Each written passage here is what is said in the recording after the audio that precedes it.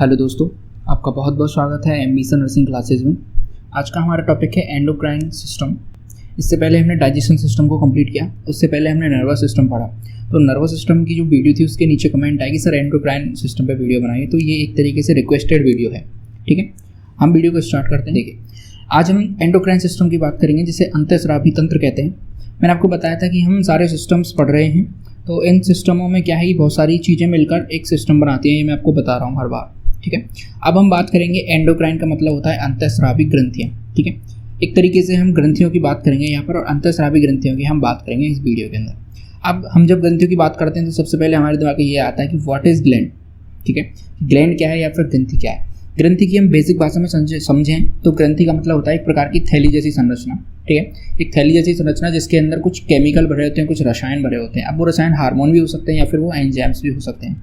इसके अलावा यदि हम एक डेफिनेशन की बात करें कि ग्लैंड की डेफिनेशन क्या होती है, तो a gland is a organ which produce and release substance that perform a specific function in body. यानी कि ग्लैंड एक ऐसा ऑर्गन है हमारी बॉडी के अंदर जो कि प्रोड्यूस करती है और साथ ही साथ रिलीज करती है उस केमिकल सब्सटेंस को जो कि हमारी बॉडी में एक स्पेसिफिक फंक्शन करता है। ठीक है, एक स्पेसिफिक फंक्शन यानी कि प्रत्येक जो हम बात करें सब्सटेंस है, केमिकल सब्सटेंस है, वो एक पर्टिकुलर फंक्शन को स्पेसिफिक फंक्शन को परफॉर्म करेगा। ये होता है ग्लैंड का मतलब। ठीक है, अब वो जो रिलीज जो सब्सटेंस है वो आपका केमिकल सब्सटेंस है, वो आपके हार्मोन्स हो सकते हैं, इसके अलावा वो एंजाइम्स हो सकते हैं। ठीक है, दो तरह के केमिकल सब्सटेंस होते हैं, एंजाइम्स और हार्मोन्स। इसके बारे में हम डिटेल में काफ़ी बाद में पढ़ेंगे। अब देखिए, ग्लैंड की बात करें तो ग्लैंड बेसिकली दो प्रकार की होती हैं। ठीक है, लेकिन एक अदर प्रकार की ग्लैंड है जिसकी हम बात करेंगे। तो हम ग्लैंड की बात करते हैं, सबसे पहले होती है एक्सोक्राइन, फिर होती है एंडोक्राइन और एक होती है मिक्स्ड ग्लैंड। अब देखिए, हार्मोन और एंजाइम के बेस पे ही हमने इन ग्लैंड को बनाया है। ठीक है, और किस तरीके से वो अपने जो सब्सटेंस है उसको रिलीज करती हैं उसके आधार पर हमने इनके टाइप्स देखे। सबसे पहले अपन एक्सोक्राइन की बात करते हैं। एक्सोक्राइन ग्लैंड जो है वो एंजाइम प्रोड्यूस करती है। ठीक है, ये देखिए, ये एक्सोक्राइन ग्लैंड है और ये एंजाइम प्रोड्यूस करती है। और एक्सोक्राइन और एंडोक्राइन का मतलब होता है बहिर्स्रावी ग्रंथि और अंतःस्रावी ग्रंथि। अब देखिए, कुछ लोग बहिर्स्रावी का मतलब ये समझते हैं कि इनका जो सिक्रेशन है वो बॉडी से बाहर होता है। जी नहीं, ऐसा नहीं होता। इनका मतलब ये है कि जो सिक्रेशन है वो इनकी खुद के बाहर चला जाता है सिक्रेट होकर। ठीक है, इसको बहिर्स्रावी ग्रंथि कहते हैं। और उसके अलावा जो एंडोक्राइन ग्लैंड है जिसे अंतःस्रावी ग्रंथि कहते हैं, इसका मतलब ये होता है कि ये ग्रंथियां जिस ब्लड स्ट्रीम में पाई जा रही हैं उस ब्लड स्ट्रीम में डायरेक्ट उस जो भी इनका केमिकल सब्सटेंस है उसे भेज देती हैं। ठीक है, तो एक्सोक्राइन की हम बात करें तो एक्सोक्राइन जो ग्लैंड है वो एंजाइम का सीक्रेट करते हैं। ठीक है, और इस एक्सोक्राइन जो ग्लैंड है इसका जो सिक्रेशन होता है उसका ब्लड से कोई लेना देना नहीं होता। ठीक है, इनके पास डक्ट होती हैं खुद की। ठीक है, जैसे आप देख पा रहे हैं इस डायग्राम में, इनकी खुद की डक्ट होती हैं, खुद की नली होती हैं, इसलिए इन्हें नलिका में ग्रंथियां कहा जाता है। अब जब इनके पास डक्ट हैं तो मान के चलिए ये कोई ऑर्गन है। ठीक है, इसके पास इसकी ग्लैंड है, ये ग्लैंड मान के चलिए, और ये दूसरा ऑर्गन है जहाँ पर जाकर इस केमिकल को परफॉर्म करना है। तो पर्टिकुलर एक नली बन जाएगी इनकी। ठीक है, उस नली के थ्रू जहाँ से इसका ओरिजिन हो रहा है सिक्रेट जहाँ से ये बन रहा है वहाँ से सिक्रेट हो गया, सीधे जो इसका टारगेट जो ऑर्गन है वहाँ तक ये चला जाएगा जो भी केमिकल इसके अंदर बन रहा है। ऐसी ग्लैंड जो होती है उन्हें एक्सोक्राइन ग्लैंड कहते हैं या फिर बहिर्स्रावी ग्रंथियाँ कहते हैं। इनकी खुद की ग्रंथियाँ, खुद की डक्ट होती हैं इनकी। ठीक है, और इनसे एंजाइम सिक्रेट होते हैं और इनका जो सिक्रेशन है वो सीधा टारगेट पर पहुंचता है। ठीक है, बीच में कोई भी मीडिएटर मिलने वाला नहीं होता है और एक तरीके से नलियों में इनका जो सिक्रेशन है वो बहता रहता है। ये दूसरी तरफ हम बात करें एंडोक्राइन ग्लैंड की, जिन्हें हम अंतःस्रावी ग्रंथियाँ कहते हैं, तो इनका जो सिक्रेशन होता है वो हार्मोन्स होते हैं। ठीक है, हार्मोन्स एक विशेष प्रकार के केमिकल हैं जो एक पर्टिकुलर हम कहें किसी भी एक्टिविटी को परफॉर्म कराते हैं हमारी बॉडी के अंदर। ठीक है, और दूसरा इनका नाम है एंडोक्राइन ग्लैंड को अपन डक्टलेस ग्लैंड भी कहते हैं, यानी इनके पास किसी भी तरह की डक्ट नहीं पाई जाती, किसी भी तरह की नली नहीं पाई जाती। ठीक है, तो जब इनके पास नली नहीं पाई जाती तो ये अपनी जो सिक्रेशन है उसको किस तरीके से टारगेट तक पहुंचाते हैं, तो ये क्या करते हैं, सीधे ही अपने सिक्रेट को जो भी इनका सिक्रेशन होता है उसको ब्लड में छोड़ देते हैं। ठीक है, ब्लड फ्लो देख रहे हैं, यहाँ से ब्लड फ्लो जा रहा है, इस ब्लड में ही अपने सिक्रेशन को छोड़ देते हैं। ये एंडोक्राइन सेल है, यहाँ से इसने ब्लड में ही अपना जो भी सिक्रेशन था, जैसे कि हार्मोन था, उसको ब्लड के अंदर छोड़ दिया। और ये ब्लड जहाँ जहाँ टारगेट तक पहुँचना होगा, क्योंकि बॉडी के अंदर ब्लड हमारा पर्टिकुलर एक सेल तक, हर सेल तक पहुँचता है। ठीक है, तो ये अपना ज़्यादा काम नहीं करते हैं, सीधे ब्लड में छोड़ देती हैं, बाकी उसको जहाँ जाना होगा वो वहाँ चला जाएगा। ऐसे हमारी बॉडी में हार्मोन्स काम करते हैं। लेकिन जो एंजाइम्स हैं वो एक पर्टिकुलर जगह पर ही जाने होते हैं और पर्टिकुलर जगह पर जाने के लिए उनमें डक्ट पाई जाती हैं। ठीक है, इसलिए एक पर्टिकुलर जगह पर उनको जाना होता है। दूसरी बात करें तो इनको डक्टलेस ग्लैंड भी कहते हैं, जहाँ उनको डक्टेड ग्लैंड कह रहे थे, यानी नलिका में ग्रंथियाँ कह रहे थे, इनको नलिका विहीन ग्रंथियाँ कहते हैं। इसी तरह की जो तीसरी ग्लैंड है जिसे मिक्स्ड ग्लैंड कह रहे थे या फिर मिश्रित ग्रंथियां कहते हैं, इनका मतलब क्या है कि इनसे हार्मोन और एंजाइम दोनों का सिक्रेशन होता है। ठीक है, ये जब इनको एंजाइम सीक्रेट करना होगा तो एंजाइम का सिक्रेशन करेंगे और जब इनको हार्मोन का सिक्रेशन करना होगा तो ये हार्मोन को सीक्रेट करेंगे। इनमें एक एग्जांपल है आपका पेनक्रियाज। हमने डाइजेशन में पढ़ा था पेनक्रियाज, जिसके अंदर हार्मोन्स भी निकलते हैं और उसके अलावा उससे कुछ एंजाइम्स भी निकलते हैं। डाइजेशन में हमने सिर्फ एंजाइम्स के बारे में पढ़ा था और इसी तरीके से कुछ हार्मोन्स भी उसके अंदर निकलते हैं। एंजाइम्स हमने पढ़े लाइपेज, ट्रिप्सिन। ठीक है, ये सब तो एंजाइम हैं जो कि किससे सीक्रेट होते हैं, पेनक्रियाज से सीक्रेट होते हैं या फिर अग्नाशय से सीक्रेट होते हैं। इसके अलावा जो हार्मोन की बात करें तो इंसुलिन हार्मोन आपने सुना होगा। इंसुलिन हार्मोन को कौन सीक्रेट करता है, वो भी अग्नाशय की बीटा सेल्स जो हम कहें इंसुलिन हार्मोन को सीक्रेट करते हैं। तो इस तरीके से मिक्स ग्लैंड होती हैं और ये दोनों तरह का काम करता है, एंजाइम भी सीक्रेट करता है और हार्मोन को भी सीक्रेट करता है। तो आपने ग्लैंड को समझ लिया, ग्लैंड के प्रकार देख लिए हमने। अब देखिए हमारी बॉडी के अंदर हेड से लेके और लास्ट का जो हमारा पोर्शन है, कमर वाले पोर्शन या फिर पेट के जो एब्डोमेन का नीचे का एरिया है, वहाँ तक कुछ ग्लैंड्स पाए जाते हैं। ठीक है, इस वीडियो के अंदर हम सिर्फ एंडोक्राइन ग्लैंड्स की बात कर रहे हैं। तो मेल और फीमेल में सिर्फ एक ग्लैंड को छोड़कर बाकी सारी ग्लैंड्स जो हैं वो सेम होती हैं। एक एक को हम बात करते हैं। सबसे पहले अपन हेड की बात करते हैं तो हेड में ग्लैंड पाई जाती है जिसे पीनियल ग्लैंड कहते हैं। ठीक है, उसके बाद पिट्यूटरी ग्लैंड और हाइपोथैलेमस ग्लैंड पाए जाते हैं जो कि दोनों में सेम होते हैं, मेल और फीमेल में। इसके अलावा थायराइड एंड पैराथायराइड ग्लैंड पाई जाती हैं। यदि हम थोड़ा सा ब्रेन से थोड़ा सा नीचे की तरफ बढ़ते हैं, गर्दन की तरफ आते हैं, तो थायराइड और पैराथायराइड ग्लैंड हमें देखने को मिलती हैं। उसके बाद थोड़ा सा नीचे हम चलते हैं, बक्ष की तरफ चलते हैं अपन, तो वहाँ पर हमें थाइमस ग्लैंड देखने के लिए मिलती है। एक एक के हम बात करें परफॉर्मेंस अभी देखेंगे कौन कौन से हार्मोन सीक्रेट होते हैं क्या। उसके अलावा जब हम नीचे तरफ आते हैं तो पेट के पास हमें पेनक्रियाज देखने को मिलता है। ठीक है, और पेनक्रियाज से थोड़ा सा नीचे जब अपन किडनी पे आते हैं तो किडनी के ऊपर ही हमें एड्रिनल ग्लैंड देखने को मिलती है। ठीक है, एड्रिनल ग्लैंड 2 होती हैं और इनसे क्या सीक्रेट होता है अभी हम देखेंगे। इसके अलावा यहाँ तक जो चीज़ें हैं वो सारी सेम है मेल के अंदर और फीमेल के अंदर। ठीक है, लेकिन चेंजेस आता है आपके टेस्टिकल्स और ओवरी के अंदर। ये क्या है, ये गोनाड सेल्स हैं। ठीक है, या फिर गोनाड हम कहें गोनाड्स कहते हैं इन्हें, और ये अलग अलग सीक्रेट करती हैं और दोनों में अलग अलग होती हैं। तभी ये इनसे जो हार्मोन सीक्रेट होते हैं वही इनको मेल को मेल बनाते हैं और फीमेल को फीमेल बनाते हैं।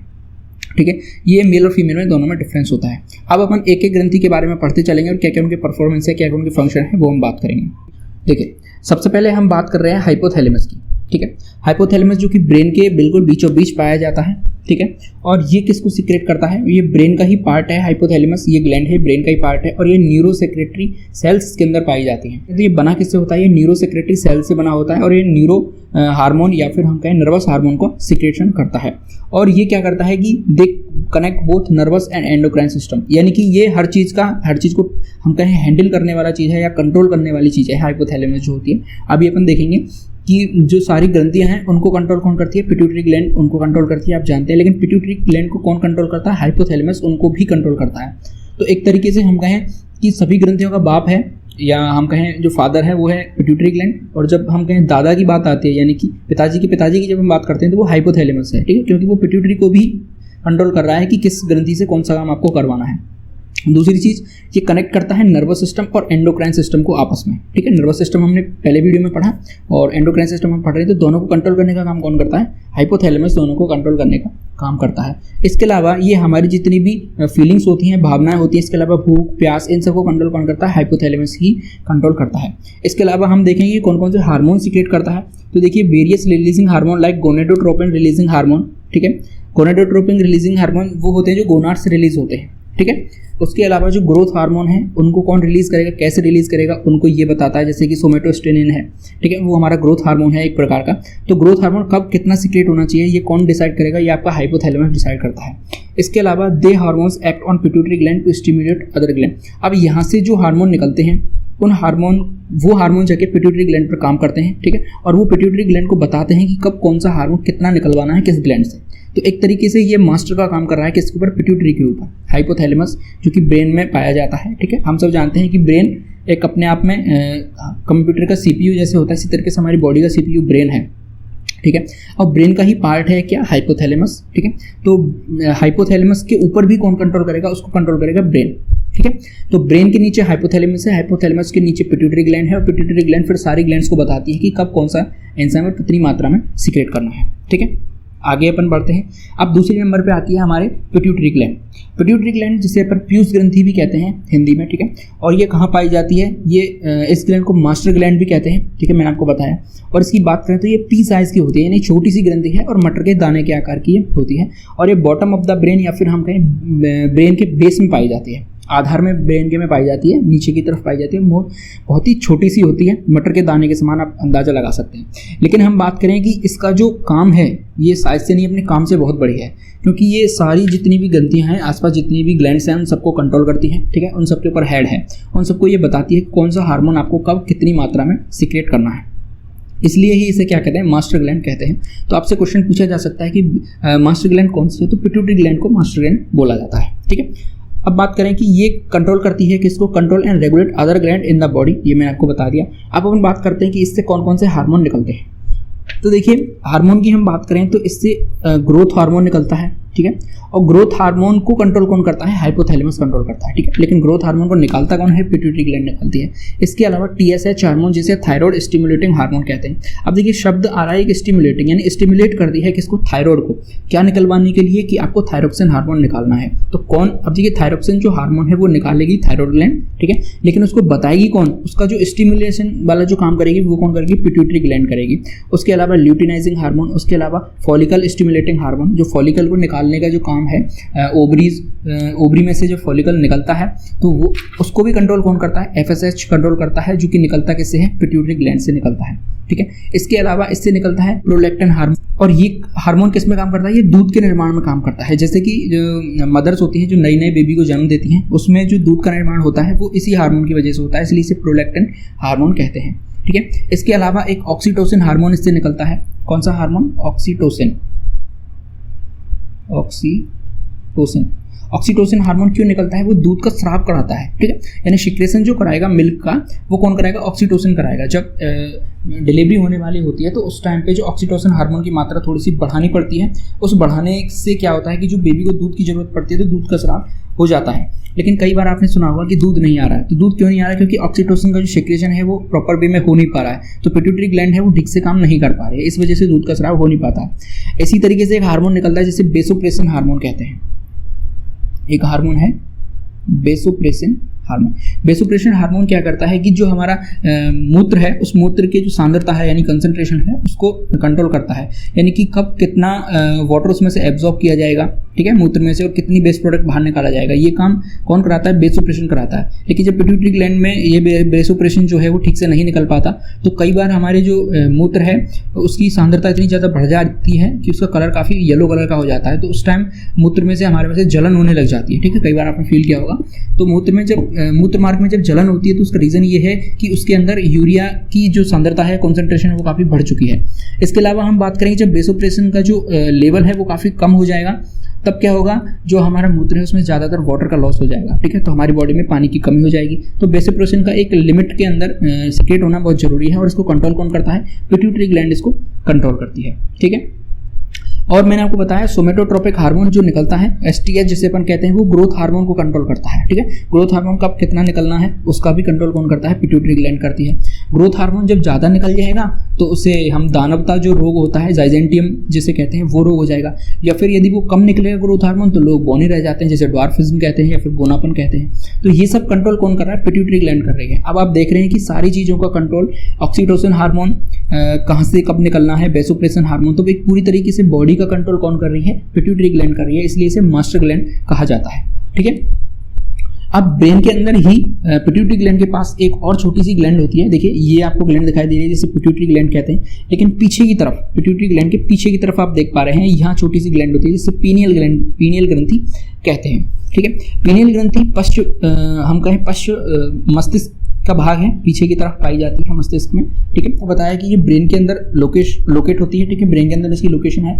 इसके अलावा ये हार्मोन एक तो मेलाटोनिन हार्मोन सीक्रेट करती है। इसके अलावा एक और हार्मोन है जिसे सेरोटोनिन हार्मोन कहते हैं। ये दोनों ही हार्मोन किस में हेल्प करते हैं, हमारी नींद लाने में हेल्प करते हैं, ठीक है। तो जो सेरोटोनिन हार्मोन या मेलाटोनिन हार्मोन है, ये क्या करते हैं, बच्चे के अंदर जो न्यू बोर्न बेबी होता है उसके अंदर काफ़ी ज़्यादा निकलते हैं। इस वजह से आपने देखा होगा बच्चा हमेशा सोता रहता है, ज़्यादा टाइम उसका सोने में निकल जाता है। क्यों? क्योंकि उसके अंदर ये हार्मोन ज़्यादा सीक्रेट हो जाते हैं। तो इस तरीके से पीनियल ग्रंथि हमारी काम करती है हमारी बॉडी के अंदर। ये हमारी स्लीप क्लॉक को मेंटेन करती है। जो सेरोटोनिन हार्मोन है वो रात के समय निकलता है, ठीक है। तो रात के समय जैसे ही हमारी आंखें, जब अंधेरा हो जाता है हमारे आसपास, तो हमारे जो ब्रेन को सिग्नल जाता है आइस के थ्रू कि अब अंधेरा हो चुका है, अब आप सेरोटोनिन को निकालिए। जैसे ही सेरोटोनिन निकलेगा तो हमें नींद आने लग जाएगी। लेकिन आजकल क्या होता है कि जो फ़ोन है, लोग क्या है रात रात भर फ़ोन चलाते हैं, तो उनकी जो फ़ोन की जो ब्लू लाइट है वो हमारी आइज़ में जाती है और आइज़ को कंट्रोल होता है जाता है कि अभी सेरोटोनिन नहीं निकालना है क्योंकि अभी रात नहीं हुई है, अभी अंधेरा नहीं हुआ है। इस वजह से हमारी जो वेकअप या फिर स्लीप जो क्लॉक है, जिससे बायोलॉजिकल क्लॉक कहते हैं, वो डिस्टर्ब हो जाती है। इसलिए लोग लेट नाइट तक सोते हैं और फिर सुबह लेट उठते हैं। तो इस वजह से जो हमारी क्लॉक है वो डिस्टर्ब हो रही है आजकल। वो रीज़न क्या है उसका? मोबाइल फ़ोन की लाइट। तो लाइट जब पड़ेगी हमारी आंखों पे तो जो हम कहें आइज़ को सिग्नल जाएगा आइज़ के थ्रू ब्रेन को कि अभी रात नहीं हुई है। तो वहाँ कौन इसको कंट्रोल कर रहा है? उसको पीनियल ग्रंथि कंट्रोल करती है, ठीक है। अब हम ब्रेन से थोड़ा नीचे उतर की तरफ आते हैं तो हमें एक ग्रंथि मिलती है जिसे अपन थायराइड ग्लैंड कहते हैं। थायराइड ग्लैंड आपने कई बार सुना होगा, इसे हिंदी में कहते हैं अबडू ग्रंथि, ठीक है। और थायराइड ग्लैंड काफ़ी बड़ी ग्रंथि है, लार्जेस्ट एंडोक्राइन ग्लैंड है। अब देखिए यहाँ पर समझने वाली बात क्या है कि अगर पेपर में क्वेश्चन आता है कि लार्जेस्ट एंडोक्राइन ग्लैंड और ऑप्शन होता है वहाँ पे थायराइड, तो आप थायराइड को टिक करेंगे। इसके अलावा यदि सीधा आता है कि largest gland in the body, तो वहाँ पर आपको क्या लिखना है? लीवर, ठीक है। वहाँ पर आपको क्या लिखना है? लीवर, क्योंकि लीवर सबसे बड़ी ग्रंथि है। लेकिन सबसे बड़ी अंतःस्रावी ग्रंथि कौन है? वो है आपकी कौन? थायराइड ग्लैंड, ठीक है। थायराइड ग्लैंड हमारी नेक के अंदर पाई जाती है, नेक से थोड़ा सा नीचे, जो आपका ये एडम्स एप्पल होता है जो गले में बाहर की तरफ निकला होता है, इसके नीचे की तरफ एच आकार की ग्रंथि पाई जाती है, जिसे क्या कहते हैं? थायराइड ग्रंथि कहते हैं। Present in the front of the neck, ठीक है, नेक के सामने की तरफ पाई जाती है। और एक दो प्रकार के हार्मोन सिक्रेट करती है, एक है ट्राई आयोडोथायरोनिन, ठीक है, जिसे T3 कहते हैं, और दूसरा है थायरोक्सिन जिसे T4 कहते हैं। आपने देखा होगा जब आजकल थायराइड जो बीमारी है वो काफ़ी चल रही है, तो वहाँ पर जब डॉक्टर जांच लिखता है तो वो T3 T4 की जांच लिखता है। इसका हम मेन कंपोनेंट कहें थायरोक्सिन हार्मोन का, वो आयोडीन होता है, ठीक है, जो थायरोक्सिन के सिंथेसाइज के लिए काफ़ी हेल्प करता है, ठीक है। और ये हमारी जो मेटाबॉलिज्म है उसको रेगुलेट करती है, इसकी बॉडी जो थायरोक्सिन हार्मोन है ये हमारी बॉडी की जो मेटाबॉलिज्म है उसको रेगुलेट करने का काम करता है, ठीक है। और T3 T4 का मतलब यहाँ पर ये है कि एक हार्मोन है टायरोसिन, और टायरोसिन के साथ, जैसे कि मैं आपको बताऊं, एक हार्मोन है टायरोसिन। टायरोसिन के साथ जितने मॉलिक्यूल आयोडीन के मिलते जाएंगे उस हिसाब से T3 T4 बनते जाएंगे, ठीक है। जैसे टायरोसिन के साथ यदि हम T3 की बात करें तो टायरोसिन के साथ 3 आयोडीन के मॉलिक्यूल हैं, ठीक है। तो ये क्या बना हमारा? Try iodothyronine. इसी हिसाब से यदि हम टायरोसिन के साथ 4 मॉलिक्यूल जोड़ दें आयोडीन के, तो फिर ये क्या बन जाएगा? T4 बन जाएगा, जिसे थायरोक्सिन कहते हैं या फिर टेट्रा आयोडोथायरोनिन कहेंगे, ठीक है। इस तरीके से T4 और T3 का जो हम नामकरण अपन करते हैं। और इसकी जो डेफिशिएंसी है, यदि हम बात करें थायरोक्सिन हार्मोन से डेफिशिएंसी से एक रोग हो जाता है जिसे अपन कहते हैं गॉइटर रोग या फिर गलगंड रोग, ठीक है, या फिर जिसी को कहते हैं अपन घेंगा रोग। घेंगा रोग के अंदर क्या होता है कि आयोडीन की कमी से जो थायराइड ग्लैंड है वो सूज जाती है। सूजने के बाद ये फूलकर गर्दन को काफ़ी मोटी कर देती है, जिसे घेंगा रोग कहते हैं। और ये पहाड़ी जो लोग होते हैं उन लोगों में ज़्यादा पाया जाता है, क्योंकि वहाँ पर आयोडीन की डेफिशिएंसी काफ़ी हमें देखने को मिलती है नमक के अंदर, ठीक है।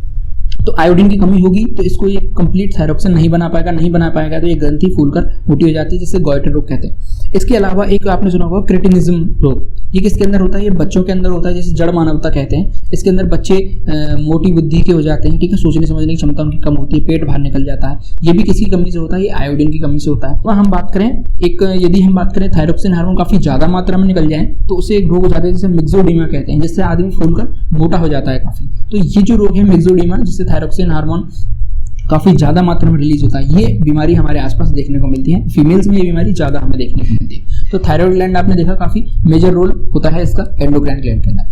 इसके आगे अपन बढ़ते हैं तो एक दूसरी ग्लैंड है जिसे कहते हैं पैराथायरॉइड ग्लैंड। पैराथायरॉइड ग्लैंड एक हम बात करें तो ये थायराइड ग्लैंड के ऊपर पाई जाती है। ये पीले कलर की आपको दिखाई दे रही है, ठीक है। 4 ग्रंथियों की छोटी छोटी संरचना है, इन्हें अपन पैराथायरॉइड कहते हैं, फिर पराअबटू इसे हिंदी में कहा जाता है, और ये थायराइड के ऊपर पाई जाती है, ठीक है। यदि हम इन चारों का डिवाइडेशन करें तो ऊपर की जो 2 हैं इनको बोला जाता है अपर पैराथायरॉइड, और नीचे की को बोला जाता है लोअर पैराथायरॉइड ग्रंथि, ठीक है। पैराथायरॉइड की बात करें तो ये बटरफ्लाई शेप्ड पेयर ग्लैंड है, ठीक है, तितली के आकार की हमें देखने को मिलती है। इसके अलावा ये हार्मोन रिलीज करते हैं जिसे पैराथार्मोन कहते हैं, ठीक है। पैराथार्मोन या फिर पैराथायरोक्सिन हार्मोन इससे निकलता है, और ये किसको रेगुलेट करता है? कैल्शियम और फास्फोरस लेवल को ये रेगुलेट करता है। अब देखिए कैल्शियम और फास्फोरस हमारे किसके कंपोनेंट हैं? बोन को बनाने में काम आते हैं, ठीक है। तो यदि कैल्शियम और फास्फोरस का लेवल काफी कम हो जाएगा तो हमारी जो हड्डियां हैं कमजोर हो जाएंगी, ठीक है। तो इसलिए पैराथायरॉइड ग्लैंड से जो हार्मोन निकलता है जिसे पैराथायरोक्सिन या फिर पैराथायरोमोन कहते हैं, वो निकलना काफ़ी सही से निकलना चाहिए हमारी बॉडी के अंदर, तभी हमारी बॉडी ठीक से काम कर पाएगी। आगे अपन बढ़ते हैं, एक ग्लैंड होती है, थोड़ा सा गर्दन से नीचे चलते हैं तो थाइमस ग्लैंड हमारे सामने आती है, जो कि बक्ष गुहा में पाई जाती है, और ये हमारे हम कहें जहाँ ट्रैकिया के खत्म होती है उसके जस्ट पीछे की तरफ पाई जाती है, ठीक है। और थाइमस ग्रंथि प्राइमरी लिम्फोइड ऑर्गन्स है, लिम्फेटिक सिस्टम हम कभी पढ़ेंगे आगे फ्यूचर में, तब मैं आपको बताऊंगा कि लिम्फेटिक सिस्टम कैसे हमारी बॉडी के अंदर काम करता है। तो इम्यून सिस्टम के अंदर थाइमस का काफ़ी मेजर रोल होता है, क्योंकि थाइमस सेल मैच्योर होते हैं जिन्हें लिम्फोसाइट या फिर टी सेल कहते हैं। लिम्फोसाइट सेल्स आपने सुना होगा, बी लिम्फोसाइट और टी लिम्फोसाइट सेल्स, ठीक है। तो टी लिम्फोसाइट जो सेल होती है उनका मैच्योरेशन कहाँ होता है, थाइमस के अंदर वो सेल्स बनती हैं जिन्हें अपन थाइमस सेल, लिम्फोसाइट या फिर टी सेल कहते हैं, उनका मैच्योरेशन वहीं पर होता है। इसके अलावा ये ग्रंथि अपने प्रोटीन का सिक्रेशन भी काफी बढ़ाती है, यानी हमारी बॉडी में प्रोटीन ज्यादा मात्रा में एब्जॉर्ब हो उसके लिए कौन सी ग्रंथि जिम्मेदार है, थाइमस ग्रंथि जिम्मेदार है। और हम बात करें कि जो 15 साल के बाद, जब हमारी एज बच्चों की 15 साल से जो छोटे बच्चे होते हैं उनके अंदर ये जो ग्रंथि है ये काफी सक्रिय होती है, और सक्रिय होने का नतीजा ये होता है कि जब छोटे बच्चे आपने देखा होगा तो वो खेलने के लिए घर से बाहर निकलते हैं तो तब काफी देर तक वो खेल के आते हैं, तब भी उनको भूख नहीं लगती है, ठीक है। और वो काफी मतलब उनको खेलना ज्यादा जरूरी है भूख लगने की बजाय, तो वो खेलते रहते क्यों, क्योंकि उनके अंदर जो प्रोटीन है उसकी सिंथेसिस काफी ज्यादा हो रही है और प्रोटीन एब्जॉर्प्शन काफी ज्यादा हो रहा है, तो उनको भूख की इतनी चिंता नहीं होती है। दूसरी, जब जो छोटे बच्चे होते हैं वो कुछ भी उठा के अपने मुंह में डाल लेते हैं, आपने देखा होगा, तो तब वो बीमार नहीं होते हैं। क्यों? क्योंकि उनके अंदर जो हम बात करें जो लिम्फोसाइट सेल्स हैं वो ज्यादा मात्रा में बन रही है, टी लिम्फोसाइट सेल। और लिम्फोसाइट सेल्स क्या करती हैं, हमारी बॉडी के अंदर जितने भी फॉरेन पार्टिकल्स आते हैं उन सबको खत्म कर देती है। तो जब लिम्फोसाइट सेल्स इतनी ज्यादा मात्रा में मैच्योर हैं, हमारी काफी ज्यादा मात्रा में निकल रही है, तो छोटे मोटे बैक्टीरिया वायरस को वो वैसे ही खत्म कर देती है, इसलिए छोटा बच्चा बहुत कम बीमार होता है, ठीक है। और जब 15 साल से ज्यादा हमारी उम्र होने लगती है तो जैसे जैसे अपन बड़े होने लगते हैं तो ये थाइमस ग्लैंड है ये सिकुड़ने लगती है, ठीक है। इसकी साइज काफी कम हो जाती है और सिकुड़ते काफी लास्ट में जाकर बिल्कुल खत्म हो जाती है, ठीक है। तो थाइमस ग्लैंड से आप समझ सकते हैं टी लिम्फोसाइट जो सेल्स है उनका मैच्योर सिस्टम है और ये प्राइमरी लिम्फोइड ऑर्गन्स है थाइमस ग्लैंड हमारी बॉडी के अंदर, ठीक है। आगे अपन बढ़ते हैं पेनक्रियास को मिक्स्ड ग्लैंड भी कहते हैं, ठीक है। ये एंजाइम और उसके साथ साथ हार्मोन का सीक्रेट भी करता है, लेकिन अभी हम एंडोक्राइन के अंदर पढ़ रहे हैं इसे, तो अपन हार्मोन्स की बात करेंगे। देखिए, the pancreas is endocrine as well as exocrine gland, ठीक है। तो इस एक तरीके से मिक्स्ड ग्लैंड हो गई, ठीक है। The pancreas secret hormone like glucagon, insulin, these two balance in the blood sugar level in the body. तो देखिए, हार्मोन्स की हम बात, एंजाइम्स हमने डाइजेशन के अंदर पढ़ लिया कि कौन कौन से डाइजेशन के थ्रू एंजाइम्स निकाल रहा था, जैसे कि ट्रिप्सिन और पेप्सिन एंजाइम, ठीक है। तो ये एंजाइम्स निकाल रहा था। अब हम बात कर रहे हैं हार्मोन्स कौन कौन से निकलते हैं, तो देखिए ग्लूकागोन, इंसुलिन, ये दोनों क्या करते हैं, हमारी बॉडी के अंदर जो ब्लड शुगर लेवल है, ब्लड के अंदर जो शुगर का लेवल है, ग्लूकोज का लेवल है, उसको मेंटेन करके रखते हैं।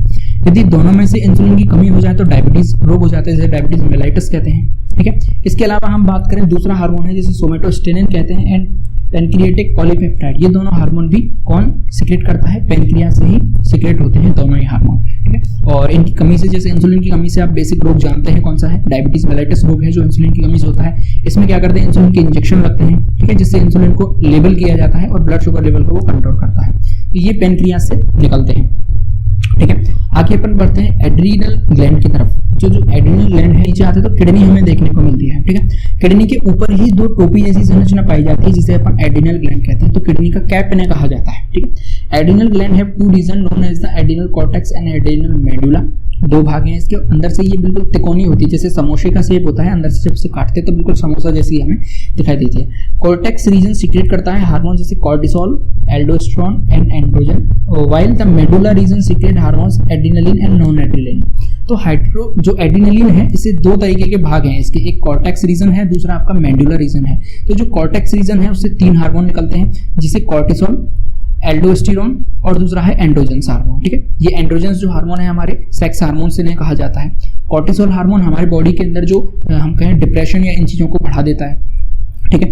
तो जो बीच वाला रीजन है जिसे मेडुलर रीजन कहते हैं, वहां से जो हार्मोन्स निकलते हैं वो एड्रिनलिन और नॉन एड्रिनलिन हार्मोन निकलते हैं। तो जो एड्रिनलिन हार्मोन है उन्हें आपात हार्मोन कहा जाता है या फिर इमरजेंसी हार्मोन्स उन्हें कहा जाता है, क्योंकि ये इमरजेंसी में निकलते हैं, जैसे किसी से लड़ाई झगड़ा हो जाए तो ये हार्मोन निकल जाते हैं। इसके अलावा डर की स्थिति में, ठीक है, तो ये हार्मोन निकल जाते हैं, या फिर हम कोई ऐसी चीज देख लें जो हम सहन नहीं कर सकते तब ये हार्मोन्स निकलते हैं, ठीक है। तो एड्रिनलिन हार्मोन जब हमारी आपात स्थिति में निकलते हैं, ठीक है, डर की स्थिति में, भय की स्थिति में, तो तब हमारी बॉडी से तुरंत एक नॉन एड्रिनलिन हार्मोन निकलता है जो कि इनको कंट्रोल करने का काम करता है। यदि एड्रिनल हार्मोन की मात्रा हमारी बॉडी में ज़्यादा बढ़ने लगे तो फिर हमारी बॉडी की जो बीपी है वो बढ़ जाता है, साथ ही साथ हार्ट बीट बढ़ जाती है।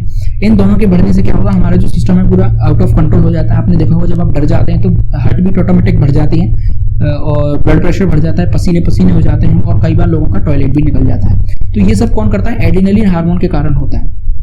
इसे फाइट या फिर फ्लाइट हार्मोन्स भी कहा जाता है, यानी लड़ो या उड़ो। क्यों? क्योंकि देखिए एड्रिनल हार्मोन जब निकलता है तो लड़ाई झगड़े की स्थिति में जब ब्लड प्रेशर, हार्ट बीट सब चीज काफी ऊपर होती है तो एड्रिनल हार्मोन पीक पर होता है। पीक पर होता है तो इतनी ज्यादा एनर्जी आ जाती है हमारी बॉडी के अंदर। आपने देखो लड़ाई झगड़े में यदि गुस्से में कोई किसी को मार देता है, आप एक तो नॉर्मल किसी को चांटा मारे और एक गुस्से में मारे तो गुस्से वाला चांटा है वो काफी तेज लगता है। क्यों लगता है? कि उस टाइम हमारी बॉडी से एड्रिनलिन हार्मोन निकल रहा होता है, लेकिन उसको कंट्रोल करना भी जरूरी है। यदि गुस्से में ही आदमी रहेगा तो वो एक हम कहें स्थिति हमारी बॉडी के लिए सही नहीं है, क्योंकि बीपी एक लेवल तक ही कंट्रोल किया जा सकता है। तो उसी समय तुरंत नॉन एड्रिनलिन हार्मोन निकलता है जो कि एड्रिनलिन हार्मोन को कंट्रोल करता है और वापस हमारी बॉडी को नॉर्मल स्थिति में लाता है।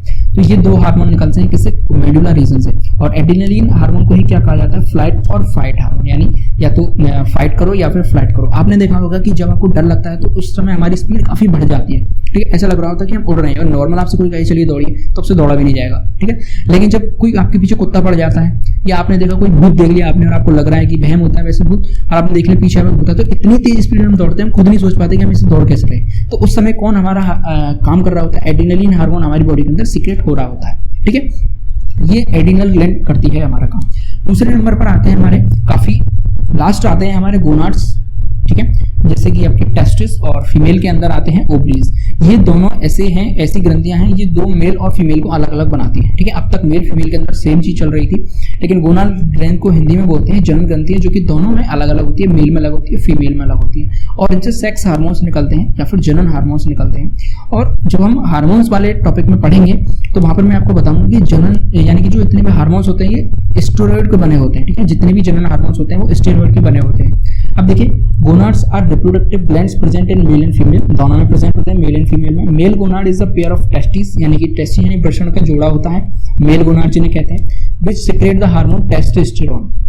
तो गोनाड्स जो है मेल के अंदर जिसे टेस्टिस कह रहे हैं उनसे कौन सा हार्मोन सीक्रेट होता है जिसे टेस्टोस्टेरोन कहते हैं, ठीक है। जो कि क्या बनाता है, टेस्टिस के अंदर शुक्राणु बनते हैं। जो शुक्राणु की जो लेवल है, मात्रा है, उसको कौन कंट्रोल करता है, टेस्टोस्टेरोन कंट्रोल करता है। इसके अलावा जो सेकेंडरी सेक्सुअल कैरेक्टरिस्टिक्स होते हैं हमारी बॉडी के अंदर मेल्स के अंदर, उनको कौन रिस्पॉन्सिबल होता है, इनके लिए भी टेस्टोस्टेरोन रिस्पॉन्सिबल होता है। तो कई बार क्या होता है कि फीमेल के अंदर इसकी मात्रा बढ़ जाती है टेस्टोस्टेरोन की, तो उसके अंदर मेल के कैरेक्टर आने लग जाते हैं, जैसे दाढ़ी मूंछाना, आवाज का भारी होना, कई फीमेल्स में आपने देखा होगा।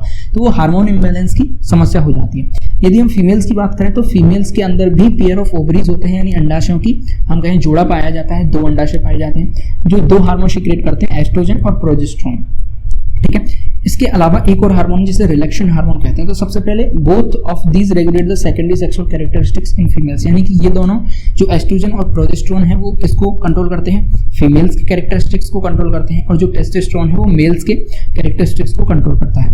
अब देखिए क्या होता है कि कई बार जो हार्मोन की इम्बैलेंस ही हो जाती है हमारी बॉडी के अंदर, तो टेस्टोस्टेरोन की मात्रा मेल्स के अंदर होनी चाहिए लेकिन वो फीमेल्स के अंदर बढ़ने लग जाती है, तो वहाँ पर मेल्स के कैरेक्टर आने लग जाते हैं, जैसे दाढ़ी मूंछ आने लग जाती है, आवाज़ भारी होने लग जाती है। और कई बार जैसे कि कुछ फीमेल्स होती हैं वो बॉडी बिल्डिंग का शौक रखती हैं, पहलवानी बॉडी बिल्डिंग का शौक रखती हैं, तो वो कई बार स्टेरॉइड लेती हैं, तो वो टेस्टोस्टेरोन का इंजेक्शन लेती हैं, तो उस टाइम आप देखते हैं उनकी जो बॉडी है दूर से ही कुछ मेल्स जैसी लगने लग जाती है, ठीक है। ऐसे यदि हम फीमेल्स की बात करें तो फीमेल्स में एस्ट्रोजन और प्रोजेस्टेरोन 2 हार्मोन्स होते हैं, ठीक है। तो जो एस्ट्रोजन हार्मोन्स हैं वो आपका मेंस्ट्रुअल साइकिल के लिए जिम्मेदार है, मेंस्ट्रुअल साइकिल रेगुलर होती रहे उसके लिए एस्ट्रोजन होता है। दूसरा प्रोजेस्टेरोन हार्मोन है, वो हम कहें जो फीमेल्स के अंदर बच्चा डिलीवरी होने वाली होती है तो बच्चे की रक्षा करता है एक तरीके से, ठीक है। तो प्रोजेस्टेरोन हार्मोन उसके लिए काम करता है। दूसरा हार्मोन है जिसे रिलैक्सेशन हार्मोन कहते हैं, और ये क्या करता है, जब डिलीवरी होने वाली होती है तो मांसपेशियों को रिलैक्स करता है, इसलिए इसे क्या बोलते हैं, रिलैक्सेशन हार्मोन कहा जाता है, ठीक है। यदि रिलैक्सेशन हार्मोन ठीक से रिलीज नहीं होता तो फिर वहां पर सर्जरी करके बच्चे को बाहर निकाला जाता है, नॉर्मल डिलीवरी वहां पर नहीं हो पाती है।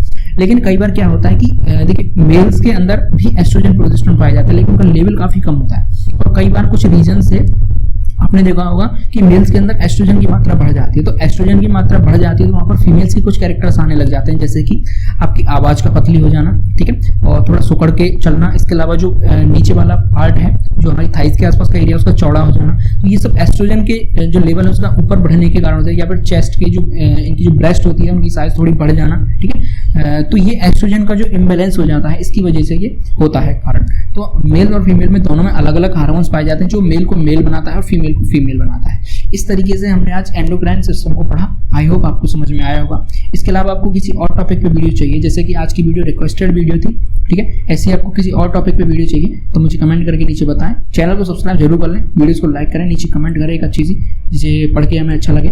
उसके अलावा चैनल को सब्सक्राइब जरूर कर लें। देश से प्यार करें, माता पिता से प्यार करें। जय हिंद।